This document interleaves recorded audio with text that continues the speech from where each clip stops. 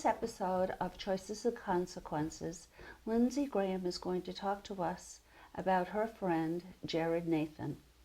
Jared was killed by his best friend, who was drunk while he was driving. Thanks, Lindsey, for joining us today.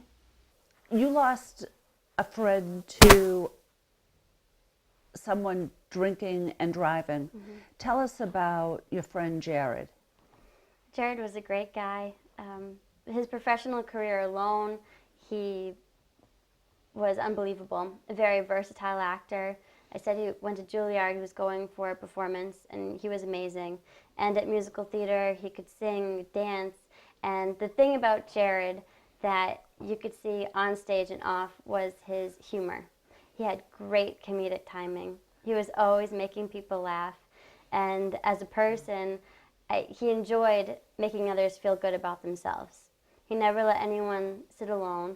Like, he'd always make sure everyone felt included, which was a very big thing. And even there's one performance we did.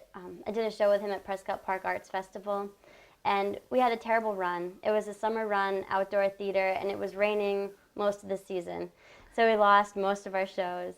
And there was one show at the end where we just wanted to perform, and there were a few people out there, and they were like, no, you're performing, you're doing it. It was cold and damp, and it was rainy. It was raining off and on. None of us wanted to be there. All of us were upset that we had to sit through the show and do it on a wet stage.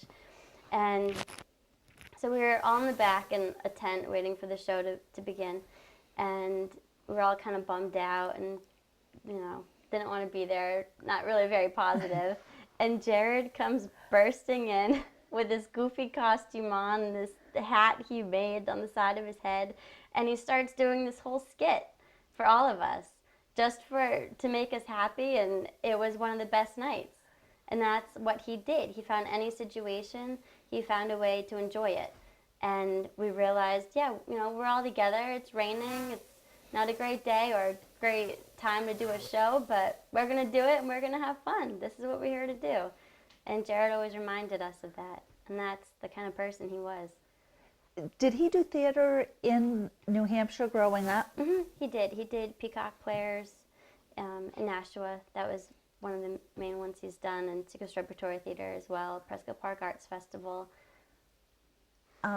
School theater? Hollis, Brookline? Did he do it? He went to, after 2 years of high school, he transferred to Walnut Hill, which is a performing arts high school. He went there before he went to Juilliard to perform more and do their shows. Really talented. Yeah, very talented. What a shame. I know. That's too bad. What were his plans? Is he just going to stay in New York, be on Broadway, entertain? I don't really know. Okay. All right. He always had future goals. I mean, when he was younger, I know he wanted to direct, and that was his focus. And then he started performing more and more. But he could do anything, and whatever he did, he would be successful at it. Lindsey, tell us what happened to change your life 2 years ago. 2 years ago, I got a call from a good friend of mine, and he told me that our friend Jared was killed in a car accident.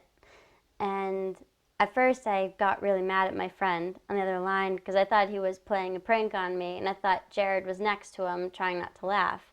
So I was angry with them that they'd be joking like this because this wasn't funny.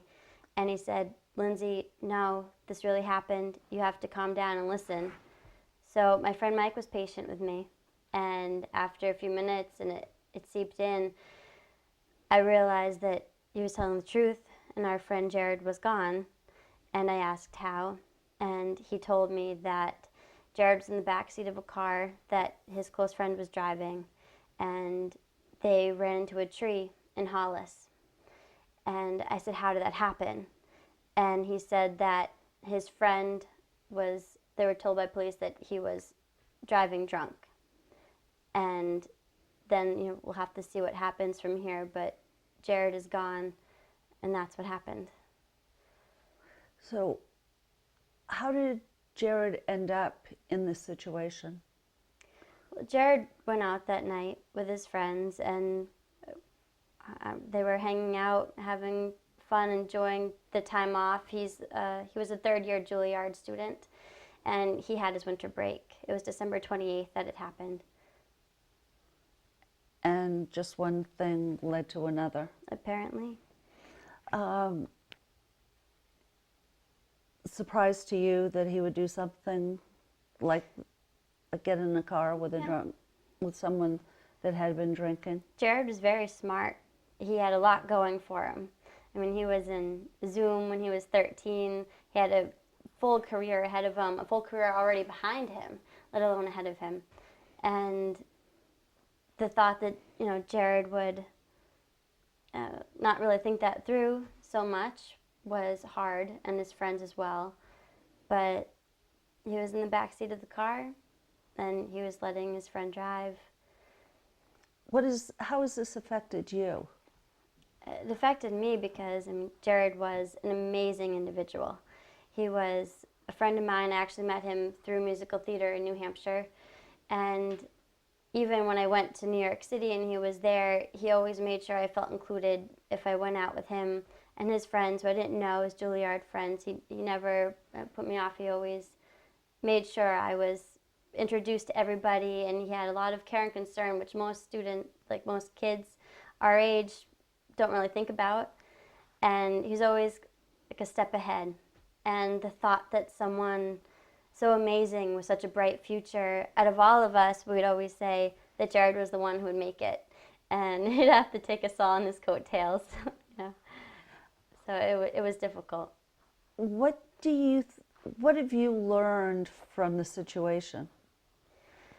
I learned how fragile life is. And 1 second, you're hanging out with your friends and you're having a good time, and the next second, very easily, one of them could be gone. Mm-hmm. And talking to high school students, mm-hmm. What impression would you like to leave with them? I would like to leave that there's always an option besides getting in a car drunk or letting someone else drive drunk. You can call another friend or a family member, and I can guarantee you no one will be upset with you. Okay. Personal experience? Is this where you've heard this? Is this something that family members have said to you? Exactly. My parents always told me, not being 21 in high school, you're not expected to drink at all, but sometimes things happen, and my parents realized that, and so they did sit me down, and they talked to me about, Lindsay, I don't care if it's 3 in the morning, 4 in the morning, if you need a ride, you call us. You never get in a car with someone who is drinking, and you never get in a car if you are drinking to drive. Do you think losing Jared made an impact on your friends and made them realize that this is something that they should take more seriously? It definitely did. It definitely did.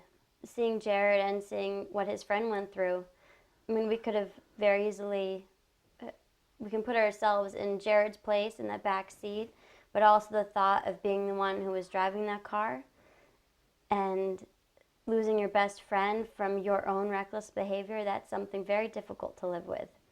And I don't think any of us will ever take those questions if we're at a crossroad having to make a decision between, oh, did I drink too much? Should I not drive? It won't even be a question. If we drank anything, we will not drive. If anyone else drank anything that we saw, we will not let them drive. What about consequences for Jared's friend? He was sentenced for 12 months in jail, and he's a great kid. Everyone really likes him. No one seemed very upset with him or mad at him. They just felt bad because they already lost one of their best friends. They didn't want to lose another best friend, close friend, to jail time. And luckily, his sentence was reduced, but that was still difficult for someone who was 19 years old to have to face those consequences. That's huge. And besides just the jail time, I can't imagine having to live a whole life knowing that and having other people know that about you. That you would have lost, that you had done that to your friend. Exactly. All right. So the message that you want to leave with the audience today would be, don't drink and drive. Don't drink and drive. Besides hurting yourself and hurting a stranger, you could hurt your best friend or anyone. Everyone is loved, and no one's life should be cut short by drunken driving. and just an evening of drinking destroyed Everything. a great future. Mm-hmm. Okay. Well, thank you for joining us. Thank you, Cindy. Hopefully, you've saved at least one person from making the wrong mistake.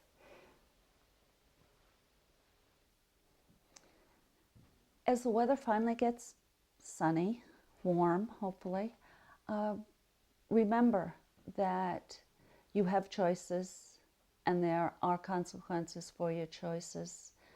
And think, just don't be stupid.